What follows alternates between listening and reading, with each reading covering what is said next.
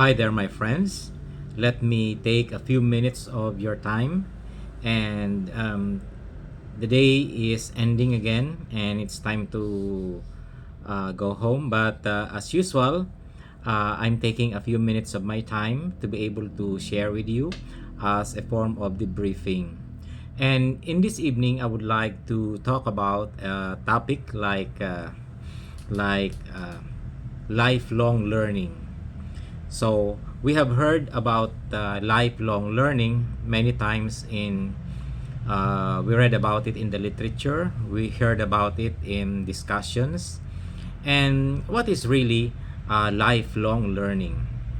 So, there are many definitions of lifelong learning if you just search the literature, and there are plenty of explanations. And explanations are not wanting. I think they abound. But for us to be able to intelligibly perceive the meaning of lifelong learning, let me just say that lifelong learning is premised on the idea that our lives from birth to death is a process of learning. Why? Because it is a process of adjustment. Every stage that we enter into life, from birth, childhood, puberty, adolescence, early adulthood, uh, late middle age, then old age, and even dying, is a process of adjusting to new situation, because our lives are not static. We undergo a process. There's only one specific characteristic that describes characterize our lives, that is change. As they said it euphemistically, that um, change is the only permanent thing in this world. So for every stage, we we learn. Like for example, as a child, we start learning how to walk. Sometimes we start learning how to talk, and we see how our parents glee with gladness when they see us, observe us learning to pronounce certain syllables, especially if it refers to the names of our parents. Uh, then, like for example, when we grow old, sometimes we notice that our body composition, our dexterity, our movement is slowing down.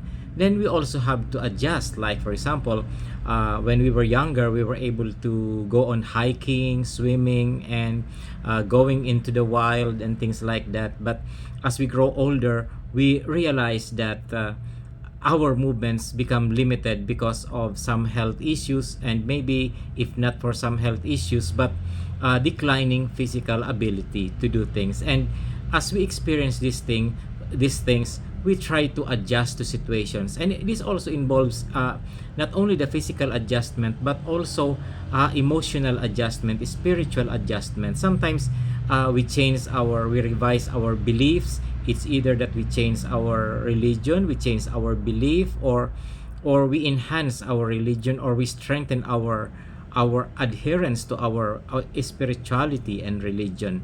And also our political views also changes as time goes on, and even our relationship changes on.